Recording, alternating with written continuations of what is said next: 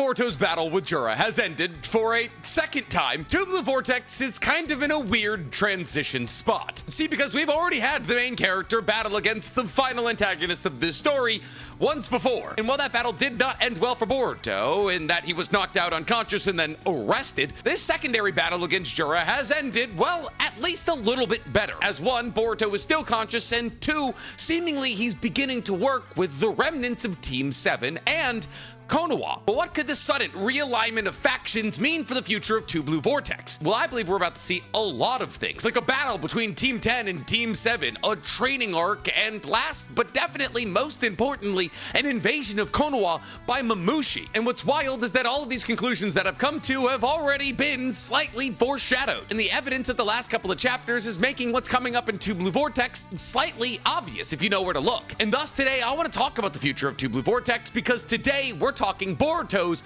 next arc revealed. But before we get to revealing anything, guys, please, for me, like this video, subscribe to the page, and hit that noti bell. And if you're looking for one additional NC Hammer 23 video a week, guys, you can go ahead and find my Naruto reaction series using the fourth wall link in my description below. There are 30 additional NC Hammer 23 videos you can dive into immediately in there. But before we get into all that, today we've got to talk about our favorite recurring sponsor to the page, Factor. Factor wants to help you take the stress out of meal planning and set you up for success. Listen, grocery stores, prep work, and dishes cause a whole lot of cooking fatigue, which is why Factor wants to help you get chef-crafted, dietitian-approved meals delivered directly to your door. With over 35 meals to choose from every single week that cover all different kinds of dietary plans like keto, calorie smart, vegan, or vegetarian, Factor wants to make sure that you're happy about what you're eating. But they also got you covered for way more than just lunch and dinner, as they now offer options for things like breakfast, smoothies, juices, and small bites to keep you fueled throughout your day as easily and as deliciously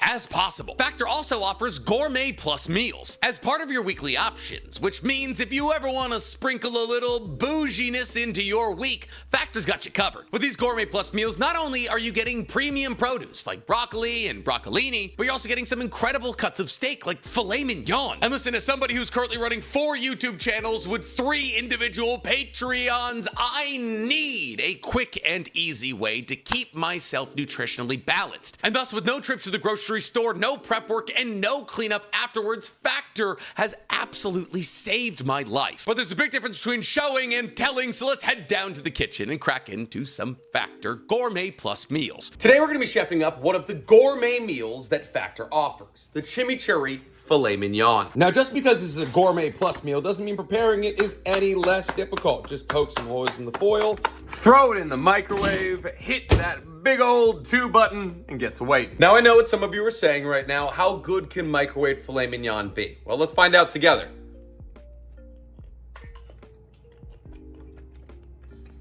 That is so tender.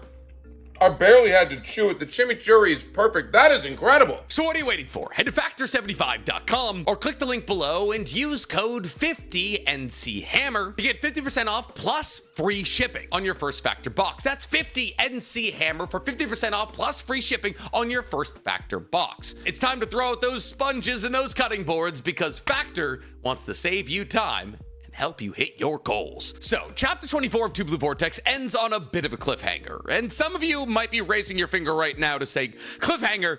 Nick, what are you talking about? The ending of chapter 24 could be described as many things, but a cliffhanger, it could not. And in some capacity, you're right. The fight between Jura and Kawaki reached a logical end. Jura got healed and went back to the Shinju base, and the ending of chapter 24 is literally just Hidari and Jura talking about how either it's cool or not cool to be excited about Kawaki praising Jura. However, the cliffhanger that I want to talk about is the fact that the last thing that we see from Team Boruto is Boruto telling Mitsuki, Sarada, Kawaki, Konohamaru, and Delta, okay guys, let's all go back to Konoha. Now, this is interesting because, well, obviously everybody currently being teleported by Boruto's flying Raijin back to Konoha understands that Boruto is one of the good ones. In fact, you could argue that the only person from that group that didn't already know that Boruto wasn't one of the bad ones was Konohamaru. However, just because the remnants of Team 7, Kawaki, and Delta now understand that they need to work with Boruto to battle against the Shinju does not mean that Boruto is going to be welcomed back into Konoha with open arms. See, yes, the vast majority of important characters in Konoha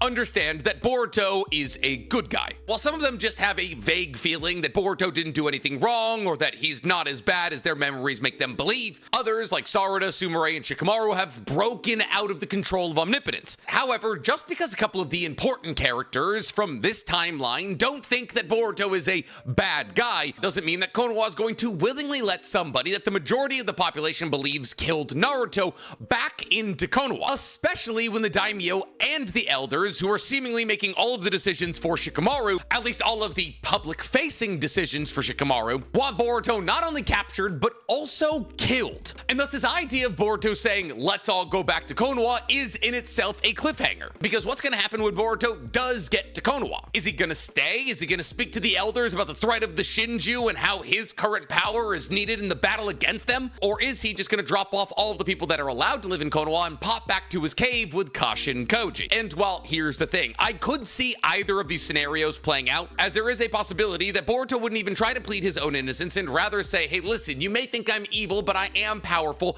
and we need to work together to battle against the Shinju. But I also believe that there is an equal possibility that Boruto will pop back to his cave with Kashin Koji to avoid possibly being arrested and killed, allowing for the Shinju to take over the world. However, here's the thing. There is currently no one, and I mean no one, in Konoha who would be able to arrest a conscious Boruto. Even Jura, the strongest person in the universe, understood that when Boruto triangulated on a piece of metal to use Flying Raijin to jump to, that the fight between them was over. And therefore, as Boruto undoubtedly has a piece of metal that he can jump to in Kashin Koji's cave, not only is there not anybody in Konoha strong enough that's not currently allied with Boruto to take Boruto out, but also if the elders and the daimyos simply looked at Boruto and said, we don't like you that much, we're not going to work with you, Boruto could be like, all right, cool, I'm out. And honestly, based off the stubbornness and inability to make the correct decision we've seen from the elders now for like 70 years, I believe a situation where Boruto ends back in Kashin Koji's cave is the most likely scenario, especially because it's only been 25-ish chapters since omnipotence was fired. And thus the idea that in only 25-ish chapters, the effects of omnipotence have been essentially reversed, allowing for Boruto to live within the confines of Konoha,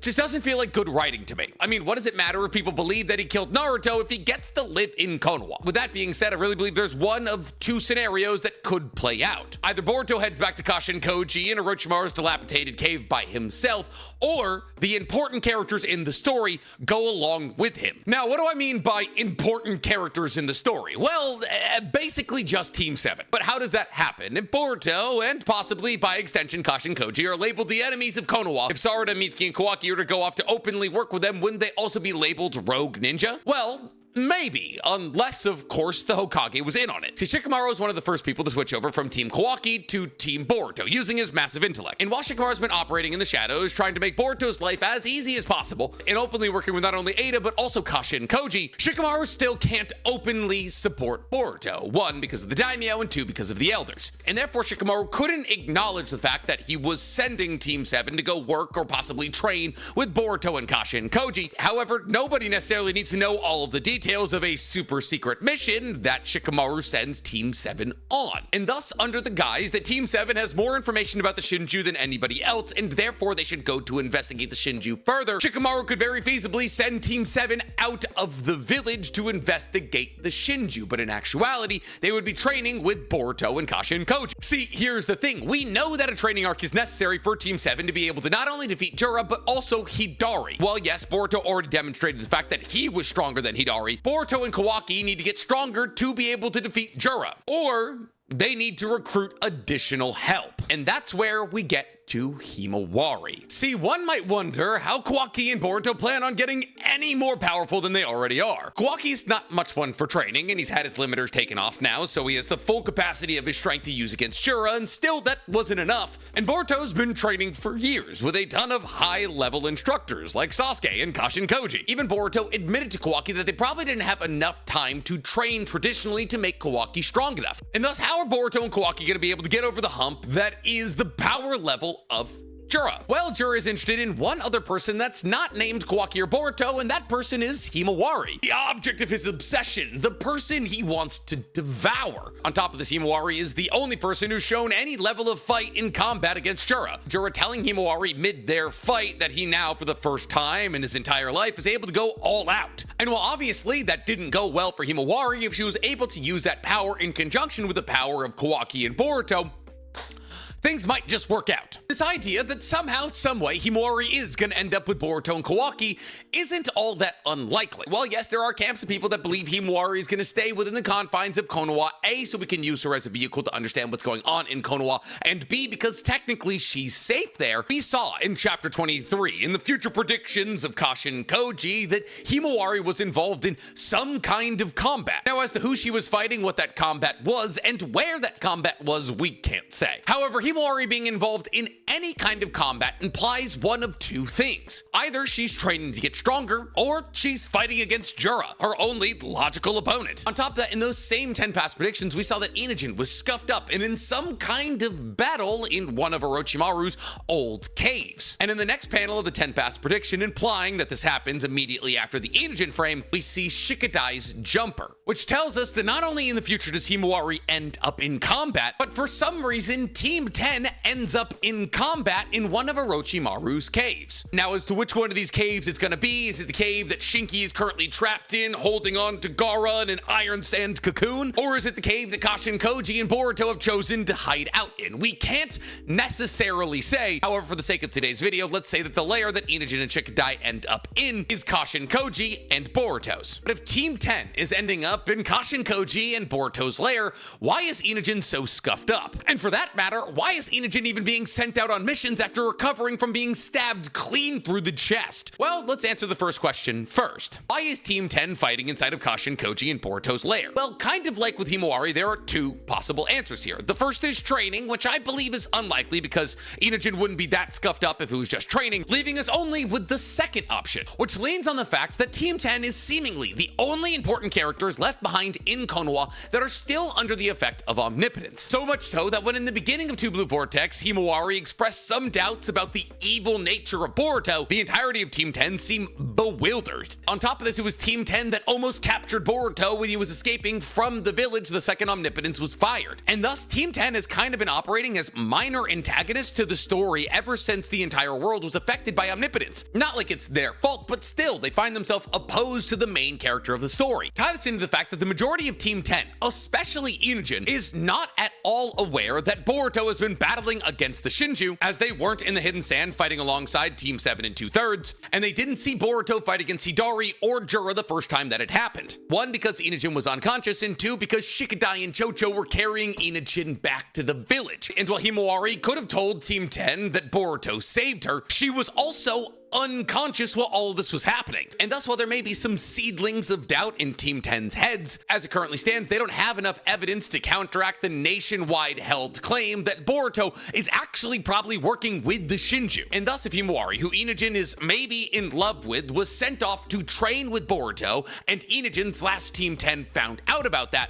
it would make sense that they would tail Team 7 and try to triangulate the location of Himawari to save her. Because while there is technically the possibility that Team 10 could be sent to keep an eye on Team 7 because people in the village are suspicious of how Shikamaru is moving, most notably Ino, it does seem unlikely that Ino or anybody else would try to send Enijin on a mission immediately after recovering from a fatal wound. And thus, to me, it really only makes sense that Team 10, and especially Enijin, end up outside of Konoha in Kashin Koji's cave or the cave where Shinki is holding on to Gaara because they themselves chose to leave without direction. However, as we know that Enijin is very willing to throw himself in front of danger to save Himawari, the idea that he immediately after recovering from a grievous injury that he only survived because Himawari saved his life would then get up, rip out all of his IVs, and try to save Himawari from her current abduction seems not only likely, but in line with Enijin's character. And considering the fact that Shikamaru and Kashin Koji are in constant open communication with each other, and Kashin Koji has now had an entire new list of futures flooded into his brain, it would make sense that Kashin Koji would tell Shikamaru as soon as possible,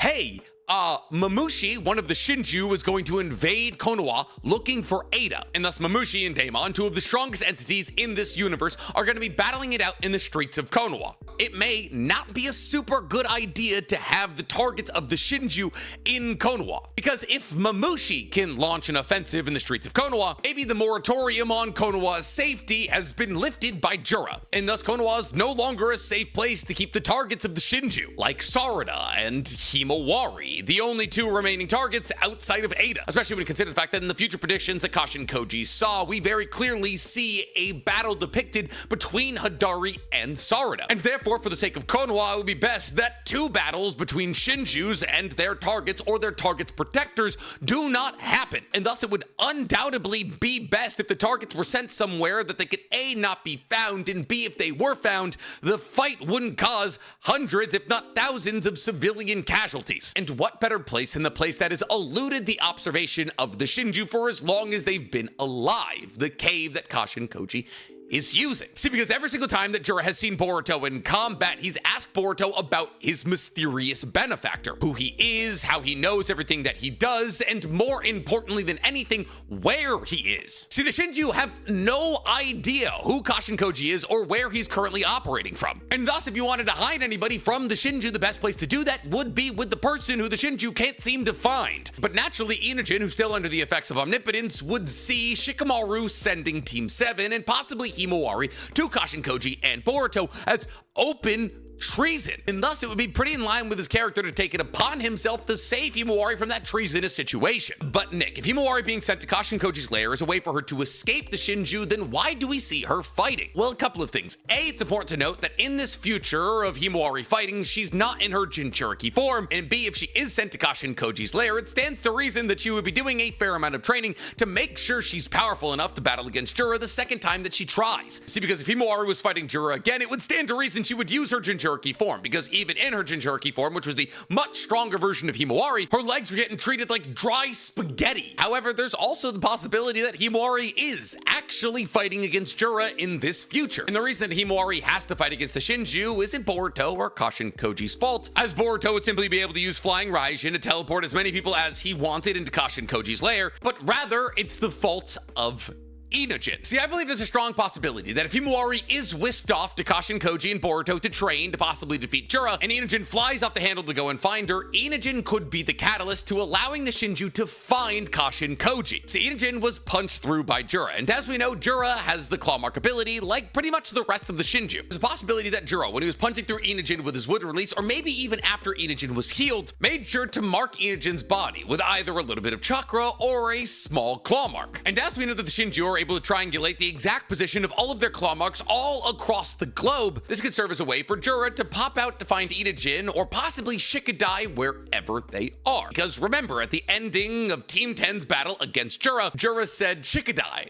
I'll remember that name. Let's make sure to meet again soon." Meaning that Jura has every intention of battling against Team 10 sometime in the future. And I believe that sometime in the future is going to be a surprise to Team 10 and, well, everybody else. See, I don't believe that the final fight between Boruto, Kawaki, Himawari, and Jura is going to be on the good guys' terms. I believe that Team Konoha is going to have the chance to train, but not train for as long as they want to. There's going to be no moment where they're all able to achieve the exact level of power they want, and then they decide to expose themselves to Jura to initiate the fight. No, I believe the fight is going to be thrust upon them. This one obviously adds suspense for the fight, and two shifts the blame of this happening away from the unmarred good guys like Boruto and Himawari, and rather to Team 10, who, like I said earlier, have been operating as minor antagonists throughout this arc. And as in this scenario, Team 10, and more specifically Enijin, would not only be making the situation happen because they don't believe that Boruto is a good guy, but also because they're not listening to the commands of the Hokage. Two cardinal sins in the world of Naruto: dismissal of the Hokage's orders and turning your back on your comrades. And thus in this scenario, Enijin is primed to learn a very, very valuable lesson. And that lesson is A, listen to Shikamaru, and B, if everyone else is saying that Boruto is chill, well then maybe he was. On top of this, in the hypothetical scenario where Enijin flies off the handle to save Himawari and the rest of Team 10 has to reluctantly follow him, this actually sets the stage perfectly for Moegi's re-entrance into the story. See, as we all know, Konohamaru is heading back to Konoha right now where Moegi is locked up in a tree with Matsuri's Soul Thorn. And thus, presumably, Moegi should re-enter into the story here relatively soon, and probably as the first person that we see freed from a failed divine tree. Now, it's from this experience that we get to see what happens to somebody after they're freed from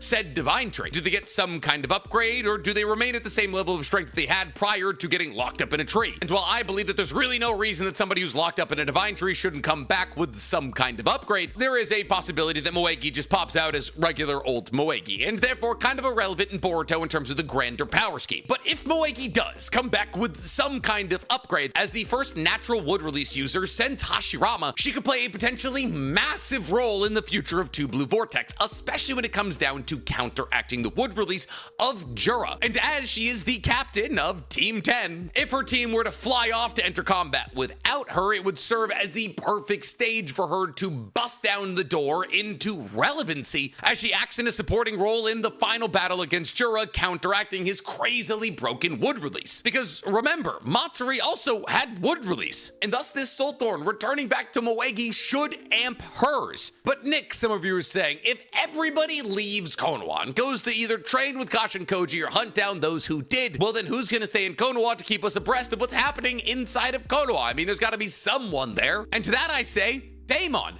Ada, Shikamaru, and sprinkle in some Sumire and some Amado in there, the same people who are already doing it right now. See, I believe the battle between Daemon and Mamushi is actually kind of a setup arc. I don't think any of us here genuinely believe that Mamushi stands a chance in combat against Daemon. However, Mamushi's gonna have some kind of weird answer to Daemon's reflection jutsu that makes us feel as though, oh my god, Daemon actually could lose in this battle against Mamushi for a little bit, which gives their fight just a long enough arc that all of those that go to Kashin Koji's cave to train get enough time to train that they're able to become strong enough to actually stand a chance against Jura. However, the real final stand against Jura and Hidari would be less about individuals getting stronger and more about individuals forming into a group. Why, you ask? Well, because that's what Naruto has been about for forever. Sure, Sasuke and Naruto both individually get stronger during the 4th Great Shinobi World War, which allows for them to counteract the power of Kaguya, but they're literally only able to defeat Kaguya because they work together and because Sakura and Kakashi help them. And thus, while yes, individuals can get stronger than the Naruto universe to defeat the big bads, they gotta use the power of friendship. And that is exactly where I believe Boruto is heading. But then again, there's no way to know. Where do you guys hope Two Blue Vortex is heading? Let me know in the comments below. And do I go sit down there? Please,